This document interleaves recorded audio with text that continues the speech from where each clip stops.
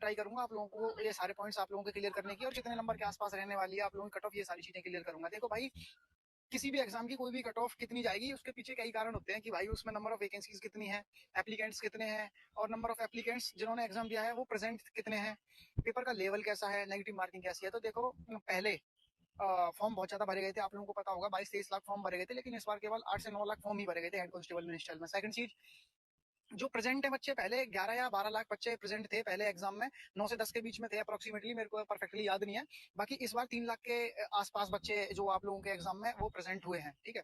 Second चीज, आप लोगों की जो नेगेटिव मार्किंग थी भाई, पहले वो 0.5 की थी, इस बार 0.25 की है, तो इससे क्या होगा, कट ऑफ बढ़ जाएगी। लेकिन दूसरी साइड पर देखें कि आप लोगों का जो पर सीट कंपटीशन है वो थोड़ा कम हो गया है, और जो एग्जाम के बाद जैसा कि आप लोग बता रहे थे कि पेपर लेवल भैया बहुत अच्छा गया है, तो उससे लग रहा था कि कट ऑफ कम जाएगी। लेकिन जब से डेटा आया है और रैंक मित्रा पर आप लोग अच्छी तरीके से देख सकते हो, वो बिल्कुल बाइफरकेट करके डेटा अपना अपलोड करते हैं, मेल का फीमेल का, कि भाई मेल के इतने कितने नंबर ऑफ कैंडिडेट्स के नंबर 70 से ज्यादा है, 75 से ज्यादा है। तो उस चीज को भाई सही तरीके से एनालिसिस करके आप लोगों का डेटा देख के मैं इसी कंक्लूजन तक पहुंचा हूं कि भाई देखो, आप लोगों की जो कट ऑफ रहने वाली है मेल कैटेगरी और मेल के लिए और फीमेल दोनों के लिए बताता हूँ, ठीक है भाई। तो अगर भाई यूआर कैटेगरी की बात करते हैं, अगर जनरल कैटेगरी की बात करते हैं, तो हो सकता है कि भाई काफी लोगों को मेरी ये कट ऑफ बहुत ज्यादा लगे कि भैया आप तो बहुत ज्यादा बता रहे हो, बट भाई ये सच्चाई है और मैं आप लोगों को झूठी दिलासा नहीं देना चाहता हूँ। लेकिन एक बात आप लोगों से कहना चाहूंगा कि मान लो मैं कोई भी कट ऑफ आप लोगों को 75 के पास बता रहा हूँ किसी भी कैटेगरी की, या 70 के पास बता रहा हूँ, अगर 1 से 2 नंबर का डिफरेंस भी है और अगर 1% भी चांस है आप लोगों का सिलेक्शन का, तो भाई लड़ना पड़ेगा। क्योंकि यहाँ अगर आपको लगता है कि यहाँ पर मेरा 1% चांस है, तो भाई अपना पूरा एफर्ट लगाओ, क्या पता कि सिलेक्शन आप लोगों का इंतजार कर रहा हो, ठीक है। तो यूआर कैंडिडेट्स की बात करूंगा भाई, सबसे पहले तो मैं मेल कैंडिडेट्स की बात कर रहा हूँ। यूआर में आप लोगों की कट ऑफ 75 +-2 के आसपास रहने वाली है, जितना मेरा मानना है।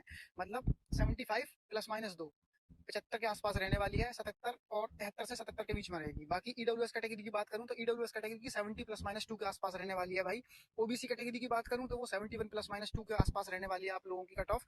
एससी कैटेगरी की बात करें तो भाई 67 +-2 के आसपास रहने वाली है आप लोगों की कट ऑफ। एसटी कैटेगरी की बात करूं 63 +-2 के आसपास रहने वाली है भाई आप लोगों की कट ऑफ मेल कैटेगरी के लिए। अब बात करेंगे फीमेल कैटेगरी के लिए, तो भाई फीमेल कैटेगरी में यूआर कैंडिडेट्स के लिए 67 +-2 के आसपास आप लोगों की कट ऑफ रहने वाली है। और ईडब्ल्यूएस कैटेगरी की बात करें तो आप लोगों की 60 +-2 के आसपास रहने वाली है।